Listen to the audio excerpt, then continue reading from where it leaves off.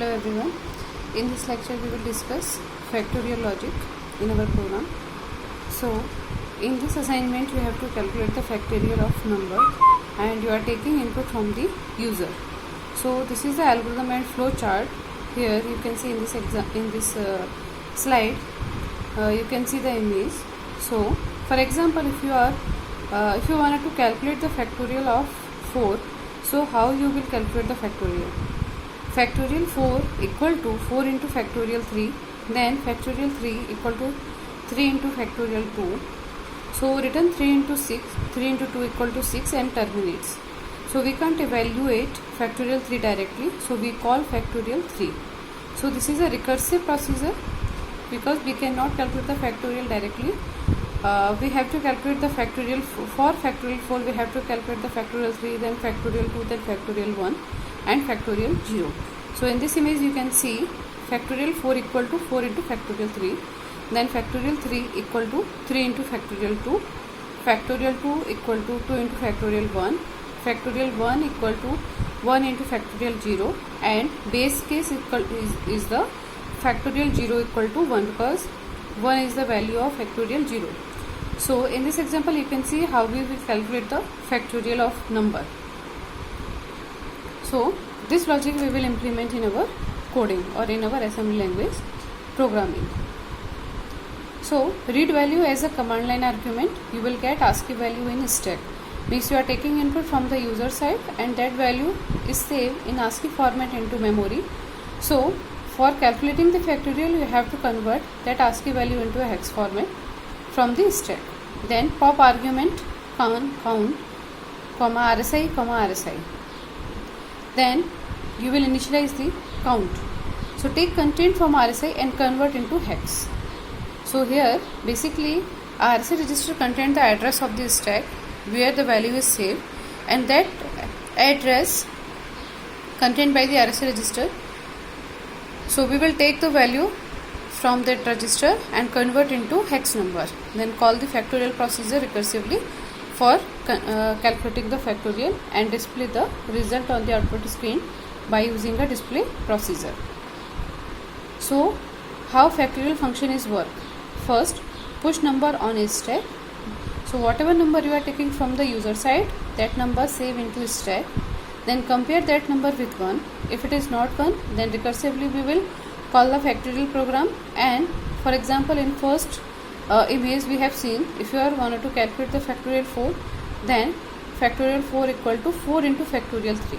Then factorial 3 equal to 3 into factorial 2 and factorial 2 equal to 2 into factorial 1. Then factorial 1 equal to 1 into factorial 0 and factorial 0 value equal to 1. So this procedure we will perform unless you will not get 1 into stack. If you get 1 into stack, then you will pop out the number from the stack. So first step is push number on a stack, second is compare number with 1, third step is if not 1 then decrement the number and call procedure recursively. Then if it is 1, then we will pop the number from the stack and multiply with result variable. So initialize result variable we will initialize with 1 and multiply this number with the result variable, then return from the procedure. So this is the code you can see here, ASM programming. So move n number 1, RAX. So get number from command line argument in accumulator register, and that number we will move into memory location or num1 from the accumulator register.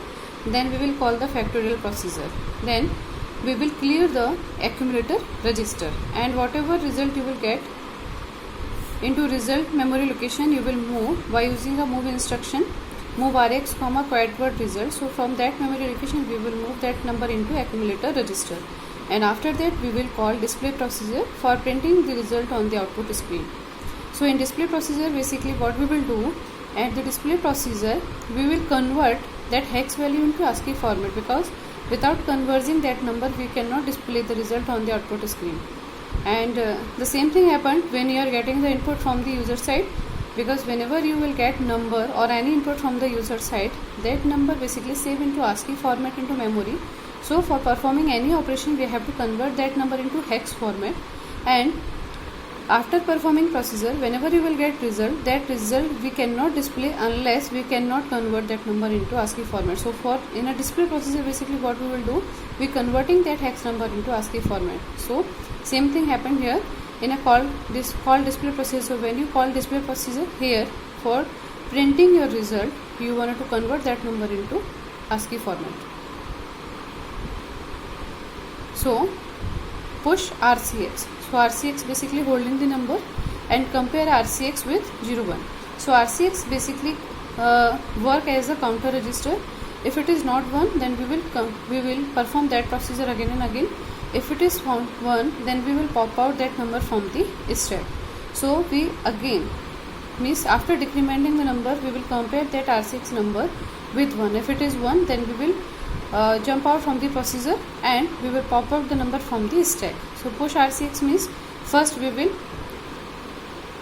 hold the number into stack, then we will compare that number with 1, and if it is not 1, then we will decrement the number by using the recursive procedure.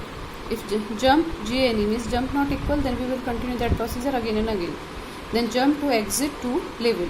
At the exit to level, we will pop out that number from the RCX register and we will clear the accumulator register with 0. So here move RAX, RCX. Before that you can use the instruction move RX, 0 also, because RX, 0 basically you will initialize that accumulator register with the 0 value, or you can use XOR instruction for clearing that register. So move RX, RCX, then MUL quad word result. So multiply with result accumulator register. So move RX, RCX means you are moving out that number into accumulator register, and after that you are performing multiplication operation with the content of accumulator register. Then whatever result you will get into accumulator register, that result you will move into result memory location and return from the procedure. So by using that thing, you will calculate the factorial procedure. Thank you.